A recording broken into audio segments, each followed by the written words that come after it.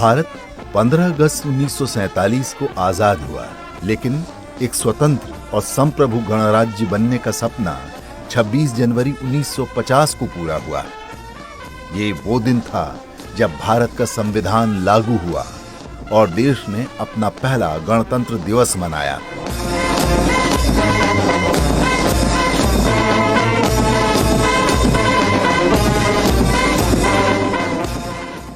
इस दिन को 1930 में पूर्ण स्वराज दिवस के संकल्प के कारण चुना गया। 26 जनवरी 1930 को इंडियन नेशनल कांग्रेस ने पूर्ण स्वराज की घोषणा की थी और इस दिन को पूरे देश में स्वतंत्रता दिवस के रूप में मनाया गया था। ये ऐतिहासिक क्षण हर भारतीय के लिए गर्व और उत्साह से भरा हुआ था। देश के पहले गवर्नर जनरल चक्रवर्ती राजगोपालाचारी ने 26 जनवरी 1950 को सुबह 10:18 पर भारत को संप्रभु गणराज्य घोषित किया।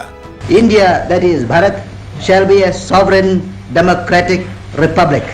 2.5 years ago, the British Empire passed power into the hands of the Indian people. We became an independent country, and today, by the proclamation of our constitution, made by our own people in the exercise of the wisdom and the determination and the collective responsibility, we have set the formal seal to the inauguration of that freedom in the form of a constitution.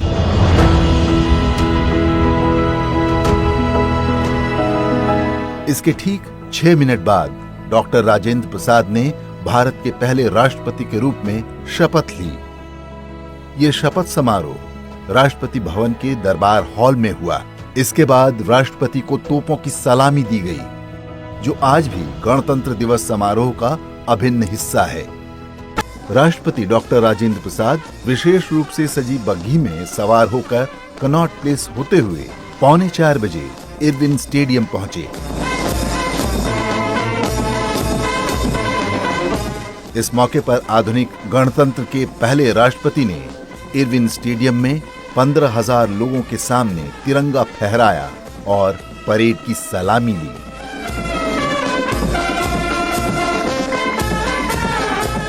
पहली गणतंत्र दिवस parade में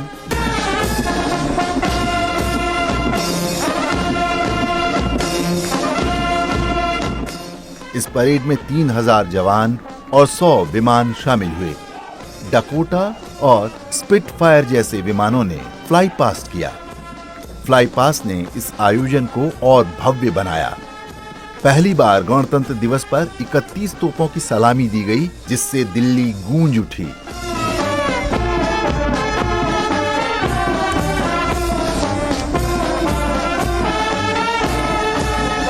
बाद में तोपों की सलामी की संख्या घटाकर 21 कर दी गई। पहले गणतंत्र दिवस के मुख्य अतिथि इंडोनेशिया के राष्ट्रपति डॉक्टर सुकर्णो थे।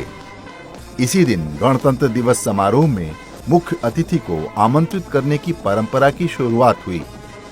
1950 की परेड भले ही आज, इसके बाद के वर्षों में परेड की भव्यता बढ़ती गई और झांकियां, लोक नृत्य और आतिशबाजी भी समारोह का हिस्सा बने।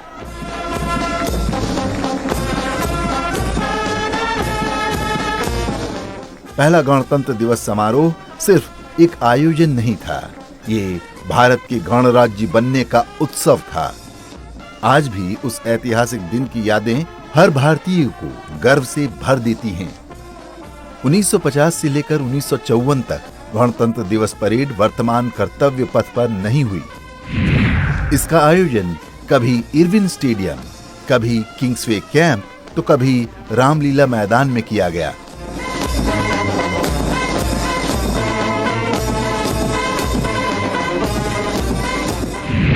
उन्नीस से इसका आयोजन राजपथ पर होने लगा, जिसे अब कर्तव्य पथ के नाम से जाना जाता है।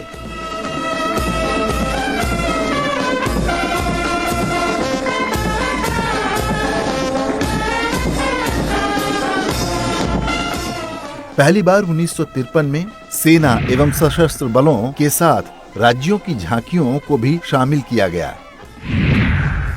इसका मकसद राज्यों के बीच एक तालमेल और स्वस्थ प्रतियोगिता के साथ ही एकता की भावना को विकसित करना था। एकता की भावना का ये क्रम आज भी चल रहा है।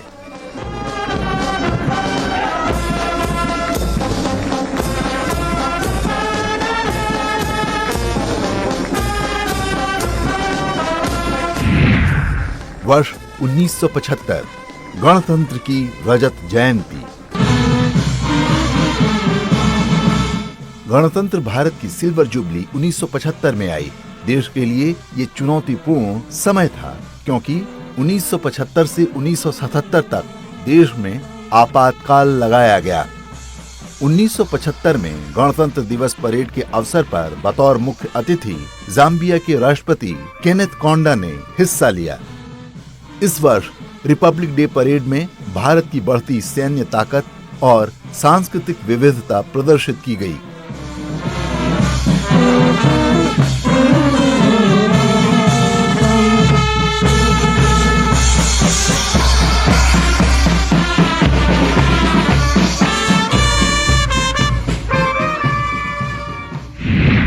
गणतंत्र दिवस में पहला महिला दस्ता। 1975 में पहली बार सेना, नौसेना और वायुसेना के महिला दस्ते ने गणतंत्र दिवस परेड में हिस्सा लिया था।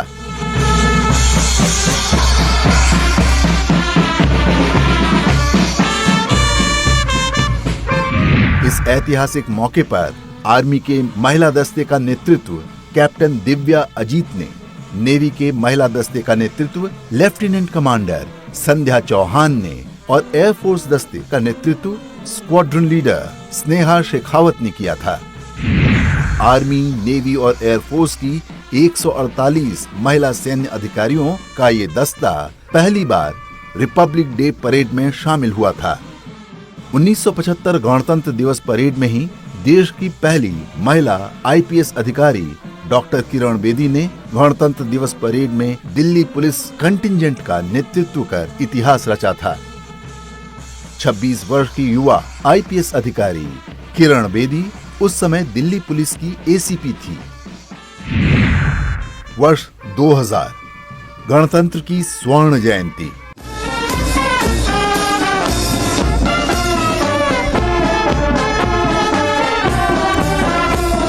सन 2000 में गणतंत्र की गोल्डन जुबली के अवसर पर परेड के दौरान फोकस भारत की प्रगति और उपलब्धियों पर केंद्रित रहा।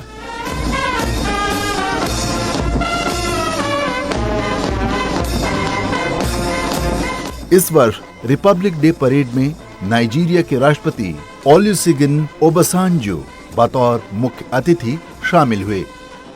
इस वर्ष स्पेस और टेक्नोलॉजी के क्षेत्र में भारत के बढ़ते रुतबे और विशेषकर इसरो की उपलब्धियों को प्रदर्शित किया गया। इसी वर्ष परेड में अग्नि 2 मिसाइल का प्रदर्शन किया गया। इस वर्ष इंडियन एयरफोर्स ने भी अपने तत्कालीन एडवांस एयरक्राफ्ट के साथ फ्लाई पास्ट में हिस्सा लिया।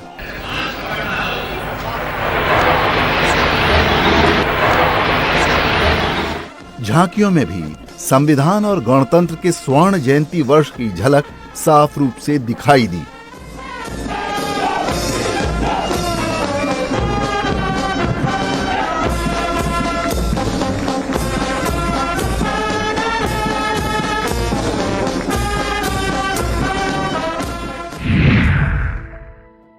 गणतंत्र दिवस परेड, विशिष्ट विदेशी अतिथि।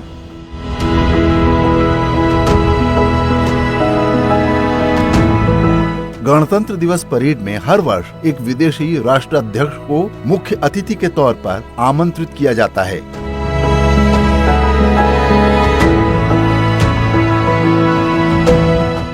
उन्नीस 1950 में शुरू हुई ये परंपरा आज भी जारी है। गणतंत्र दिवस पर प्रमुख विशिष्ट विदेशी मेहमानों की बात करें तो 1989 में कम्युनिस्ट पार्टी ऑफ वियतनाम के जनरल सेक्रेटरी गुयेन वॉन लिन भारत आए थे।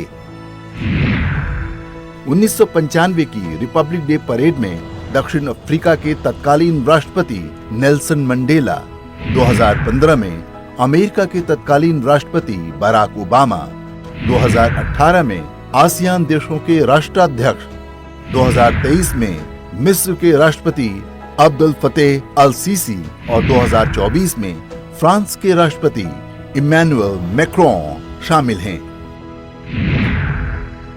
वर्ष 2025 गणतंत्र की हीरक जयंती।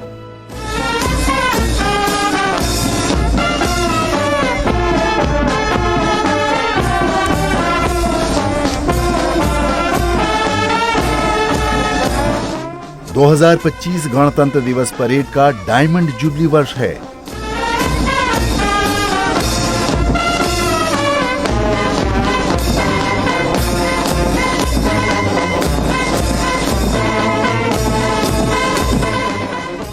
हीरक जयंती के ऐतिहासिक अवसर पर कर्तव्य पथ में फोकस संविधान को अंगीकार करने के 75 वर्ष पूरे होने और जन भागीदारी पर है।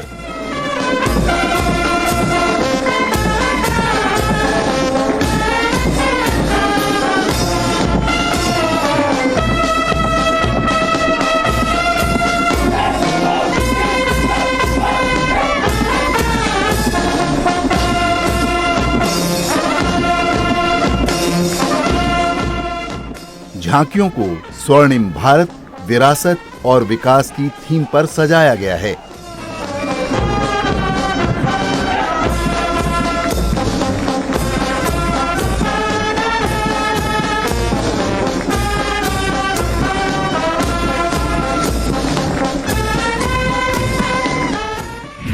गणतंत्र दिवस 2025 के विशेष अवसर पर इंडोनेशिया के राष्ट्रपति प्रबोवो सुबियांतो मुख्य अतिथि हैं। 34 अलग अलग कैटेगरी में लगभग 10,000 विशेष अतिथि गणतंत्र दिवस परेड में कर्तव्य पथ की शोभा बढ़ाते नजर आएंगे। समाज के विभिन्न वर्गों से संबंध रखने वाले इन विशिष्ट अतिथियों को स्वर्णिम भारत के निर्माता के रूप में आमंत्रित किया जा रहा है। कुल मिलाकर भारतीय गणतंत्र का अमृत उत्सव हर मायने में भव्य और दिव्य है, और हो भी क्यों ना, ये दुनिया के सबसे बड़े और सफल लोकतंत्र गणतंत्र का उत्सव है।